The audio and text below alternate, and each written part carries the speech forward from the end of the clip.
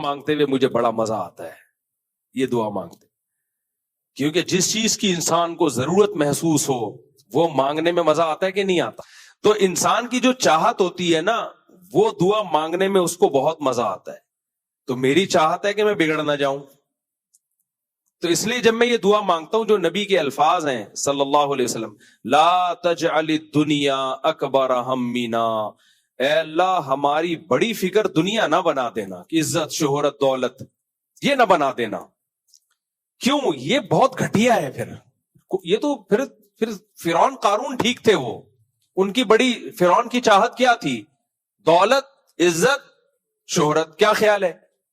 قارون کی چاہت کیا تھی؟ دولت عزت شہرت. اور موسیٰ کی چاہت علیہ السلام کی چاہت کیا دولت عزت شہرت تھی؟ بولو. حالانکہ موسیٰ علیہ السلام کی بھی ضرورتیں پوری ہوئی ہیں، آپ کی شادی بھی ہو گئی، آپ کا گھر بھی آباد ہو گیا، آپ کو سکون کی زندگی بھی مل گئی، فرعون کو اللہ نے تباہ کر دیا، حکومت بھی ایک طرح سے آپ کے ہاتھ میں آ گئی. لیکن موسیٰ علیہ السلام کا ہدف یہ سب چیزیں نہیں تھی. اور جتنی موسیٰ علیہ السلام کو عزت ملی، فرعون 100 دفعہ مر کے پیدا ہو جائے سوچ بھی نہیں سکتا تھا. کیا خیال ہے؟ لیکن حضرت موسیٰ کا ہدف یہ سب چیزیں نہیں تھیں، تبھی موسیٰ تھے. اور فرعون کیا تھا؟ فرعون دنیا مردار پہ مرنے والا.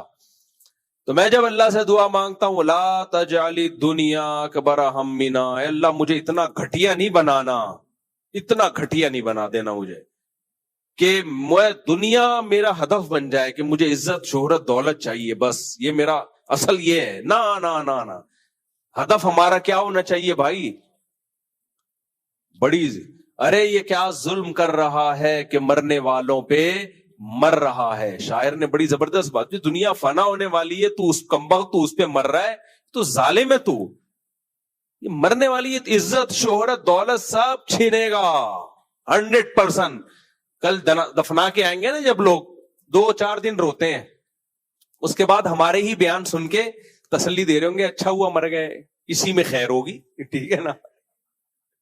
مفتی صاحب نے ہی کہا تھا غم کو کیسے ہلکا کرنا ہے، باہر اسی میں کیا ہوگی؟ خیر ہوگی. خود ہی تسلی کر رہے ہوں گے. بچے بھی یہی سوچ رہے ہوں گے ابا کا انتقال ہو گیا 2-4 دن، ہاں ہاں ہاں، پھر کہیں گے بہرحال اسی میں خیر تھی. جو ہوتا ہے وہ کیا ہوتا ہے؟ بہتر ہوتا ہے. ابا کا دل کرے گا قبر سے نکل کے چماٹ مارے. میں تو واقعہ دیکھا، ایک صاحب کے والد کا انتقال ہوا، اتنا بیچارے رو رہے ٹینشن میں نا، اچانک انتقال ہو. 3 دن کے بعد ایسے جیسے ویلیاں لگاتے پھر رہے ہو. میں نے کہا یار دیکھو کتنا پرانا رشتہ تھا، 3 دن میں ختم. تو کیا دولت عزت شہرت سب مارکیٹ سے شارٹ. تو ہم بے وقوف ہیں یار، اس دولت عزت شہرت کو اپنا باپ بنا لیں یار. کیوں پاگل ہیں کیا ہم ہیں؟ تو میں اس لیے اللہ سے کہتا ہوں اللہ میں تو پاگل ہوں، میرا کوئی بھروسہ نہیں کہ میں بگڑ جاؤں. اللہ کے سامنے تو یہی ہونا چاہیے نا. تو اے اللہ تو ہماری حفاظت کر، ہمیں بگڑنے مت دینا. لا تجعل الدنیا اکبر ہمنا، اللہ ایسا گھٹیا ہمیں نہیں بنانا کہ ہم جناب اس دنیا کو اپنا باپ بنا لیں اور ہمیں یہی چاہیے، اصل ہمارا یہی ہدف ہو. نا نا نا نا نا، یہ اس سے ہمیں بچانا. اور ایک اور دعا کہ یا حی یا قیوم برحمتک استغیث اصلح لی شانی کلہ ولا تکلنی الی نفسی طرفۃ عین ولا اقل من ذلک. اے اللہ تو ہمیں ہمارے حوالے نہ کر. کیا زبردست الفاظ ہیں یار. تو یہ الفاظ نبوت کی زبان سے نکلے ہوئے الفاظ ہیں، تو عجیب تو ہوں گے نا. اے اللہ تو ہمیں ہمارے حوالے نہ کر. دیکھو انسان جتنا اپنی حفاظت خود کر سکتا ہے کوئی اور کر سکتا ہے؟ کوئی بھی نہیں کر سکتا. میں اپنے ساتھ جتنا مخلص ہوں گا کوئی اور ہو سکتا ہے؟ لیکن اس دعا میں ہمیں بتایا جا رہا ہے اللہ ہمیں میرے حوالے نہیں کر بھائی، کیونکہ ہم نفس کے ہاتھوں اپنا بیڑا غرق کر دیں گے. ہم صحیح کو غلط اور غلط کو صحیح کر دیں گے. جیسے ماں بچے کو بچے کے حوالے نہیں کرتی ہے، ماں بچے پہ نگرانی خود کرتی ہے. بچہ اگر غلط سمت میں جائے گا نا تو ماں سمجھاتی نہیں ہے کہ بیٹا یہ نہیں کرو، ایک چواٹ لگاتی ہے کہ یہ کرنے دیا نہیں جائے گا تجھے.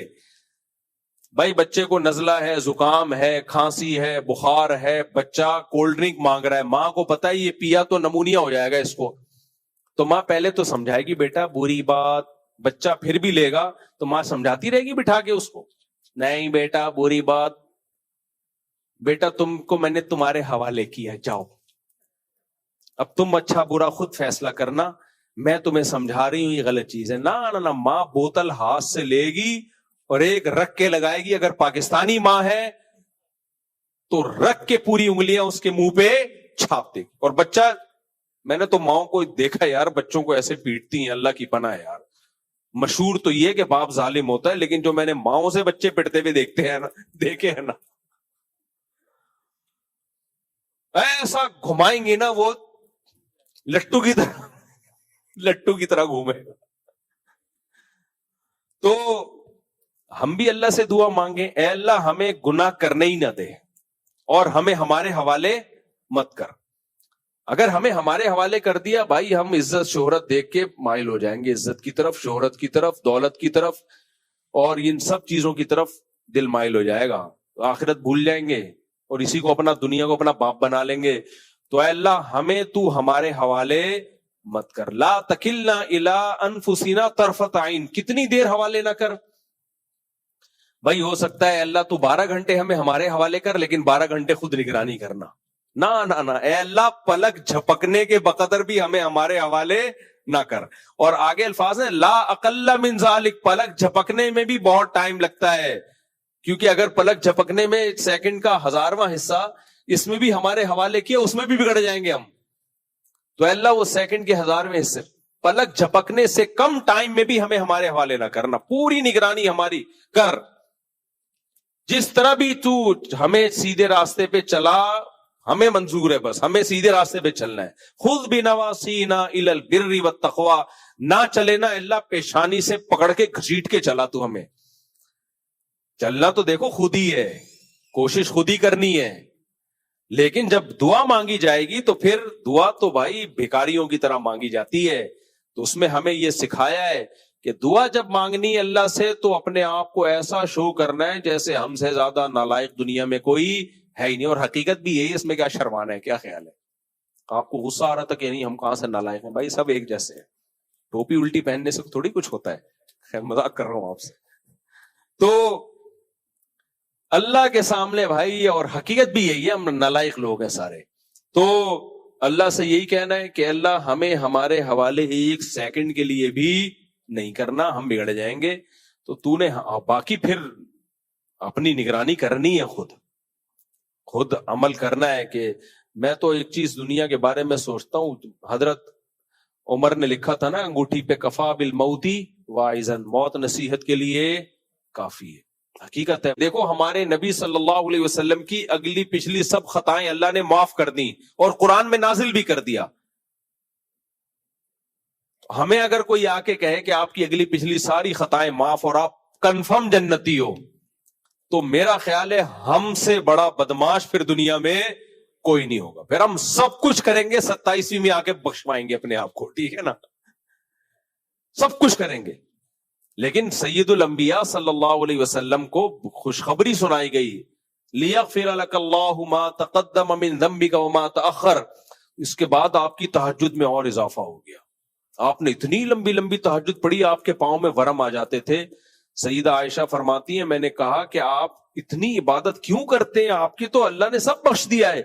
فرمایا فلا اکون عبدا شکورا, تو کیا میں اللہ کا شکر گزار نہ بنوں؟ اس کے تواضع کا تقاضا ہے کہ میرا رب اتنا مہربان ہے تو مجھے تو اور اس کی عبادت کرنی چاہیے. یہ جذبہ جس کے اندر آ گیا کہ اگر لوگ آپ کی تعریف کریں تو ایک تو یہ کہ آپ کو یہ پتا ہو کہ یہ تعریف غلط ہے یا صحیح ہے. بعض چیزیں ہوتی نہیں ہیں آپ میں, لوگ بتا رہے ہوتے آپ تو بڑے بہادر ہو, حالانکہ آپ چھپکلی اور چوہے سے ڈرتے ہو. آپ فرض کرنے لگتے ہو میں کیا ہوں, بہت بہادر ہوں. لوگ کہتے ہیں آپ بڑے سخی ہو, حالانکہ آپ بیوی کے واجب حقوق بھی ادا نہیں کر رہے ہوتے. ایک دفعہ دوست کو چائے پلا دی ہوتی ہے, لوگ کہہ دیے تو سخی, تو آپ اس وہم میں آ گئے ہوتے میں واقعی کیا ہوں, سخی ہوں. تب بیگم نے ایک دن بول دیا کہ آپ کبھی کچھ خرید کے نہیں دیا, تو آپ کو غصہ آتا ہے کہ مجھے تو دنیا سخی کہتی ہے اور یہ سسرال دیکھو. سسرال دیکھو بھائی, دنیا کے کہنے سے آپ کو خوش فہمی ہو گئی ہے, آپ غلط فہمی میں مبتلا ہو گئے, آپ ہو نہیں. دوست کہہ دیتے ہیں آپ کے اخلاق بہت اچھے ہیں. ایک دن بیگم نے کہہ دیا کہ آپ کے تو اخلاق اچھے نہیں, تمیز سے بات نہیں کرتے, آپ کا میٹر کیا ہو گیا 60. یار میرے تو دوست کہتے ہیں میرے اخلاق اچھے ہیں, اور یہ دیکھو بھائی دوستوں کا معاملہ اور ہوتا ہے, ان سے کتنی دیر ملاقات ہوتی ہے, اصل کہاں کے ہیں. گھر کی بات گھر سے بھی پتا چلتا ہے کہ آپ کے اخلاق کیسے ہیں. دوست کے ساتھ کیا کرے گا, بد اخلاقی کر کے وہ چماٹ لگائے گا آگے سے, بدتمیزی کرو گے تو دوسرے کی تعریف میں یہ آپ کو فرق کرنا پتا ہو کہ یہ صحیح ہے یا غلط, تو یہ اسلام سے پتا چلتا ہے. اور اس میں اللہ نے کچھ ذہانت دی ہو, کسی کو صلاحیت دی ہو, تو دو چیزیں ہوں اگر, اور دوسرا وہ تعریف سن کے تواضع پیدا ہو, عاجزی پیدا ہو, تکبر پیدا نہ ہو. دیکھو دو چیزیں ہوتی ہیں, جل بیان لمبے سے لمبا ہوتا چلا جا رہا ہے, سمیٹتا ہوں اس کو میں. دو چیزوں میں فرق کرنا بڑا مشکل ہوتا ہے. ایک ہے احساس کمتری اور ایک ہے تواضع. ہمارے ہاں تصور یہ کہ آپ کے اندر اگر کوئی خوبی ہے تو آپ سمجھیں کہ نہیں ہے. نہ نہ نہ نہ, اگر آپ کے اندر کوئی خوبی ہے اور آپ کو یہ وہم ہو گیا کہ نہیں ہے, تو یہ احساس کمتری ہے, آپ دنیا میں کچھ بھی نہیں کر سکتے. جب آپ کو اپنی صلاحیتوں کا ہی نہیں پتا ہے. مثال کے طور پر دیکھو, ایک 10 کلو کا آٹا رکھا ہوا ہے, آپ نے یہاں سے اٹھا کے یہاں رکھنا ہے, اور اس کے آپ کو 50 روپے ملیں گے. آپ کو کسی نے وہم ڈال دیا کہ آپ کمزور ہو, آپ 10 کلو کا آٹا نہیں اٹھا سکتے, تو آپ انسانیت کی خدمت سے بھی گئے, اور جو 50-100 روپے آپ کو ملنے تھے اس سے بھی آپ گئے, آپ ناکام آدمی ہو. آپ کو پتا ہونا چاہیے کہ 10 کلو کا آٹا ہے تو میں تو 20 کلو اٹھا سکتا ہوں, آپ ٹھک کر کے اٹھا کے رکھ دو گے. تو آپ کے اندر اگر کوئی صلاحیت ہے, اس صلاحیت کو نہ ماننا یہ تواضع نہیں ہے, یہ ناشکری ہے, یہ احساس کمتری ہے. آج تواضع اس کو سمجھا جاتا ہے کہ میں خاکسار, میں کیا بولوں, میں مثال میں ایک مثال آ رہی ہے ذہن. ایک آدمی سے کسی نے پوچھا کہ تمہارا نام کیا ہے, اس نے کہا کلب حسین, یعنی حسین کا کتا. بڑا تواضع والا نام تھا. اب اس سے پوچھا تمہارا نام کیا ہے, اس نے بولا یار اب حسین کا کتا سے زیادہ کیا تواضع ہوگی. تو اس نے کہا خنزیر اللہ, اللہ کا کتے سے بھی بدتر کیا بنا دیا اپنے آپ کو, خنزیر. یہ تواضع کا پروگرام چل رہا ہے, یہ تواضع نہیں ہے میرے بھائی. تبھی ہمارے حضرت مفتی رشید احمد صاحب رحمہ اللہ تعالی اس بات کو ناپسند کرتے تھے کہ لوگ اپنے نام کے ساتھ احقر لکھیں. احقر کا مطلب ہے سب سے زیادہ حقیر. بعض بزرگوں میں یہ تواضع کا طریقہ رہا ہے, اپنے آپ کو کیا لکھتے ہیں, سب سے زیادہ حقیر. حضرت فرماتے تھے نہیں, اللہ نے انسان کو اشرف بنایا ہے, سب سے زیادہ عزت والا. تو احقر اپنے حضرت نہیں لکھتے تھے, بندہ لکھتے تھے. جو لکھتے ہیں ان پہ کوئی اعتراض نہیں ہے, ہر ایک کا اپنا ایک ذوق ہوتا ہے. تو بندہ لکھتے تھے, بندہ رشید احمد, ایسے. احقر نہیں لکھتے تھے. کہ میں کیوں اپنے آپ کو حقیر کیوں کہوں بھائی, میں اللہ نے ہمیں حقیر تھوڑی بنایا ہے, اللہ نے ہمیں انسان بنایا ہے. انسان اس کائنات میں سب سے زیادہ معزز ہے. تو اپنی صلاحیتوں کا اعتراف کرنا یہ تکبر نہیں ہے, بلکہ یہ تو شکر کا تقاضا ہے کہ جو نعمت اللہ نے آپ کو دی ہے اس نعمت کی آپ قدر کریں.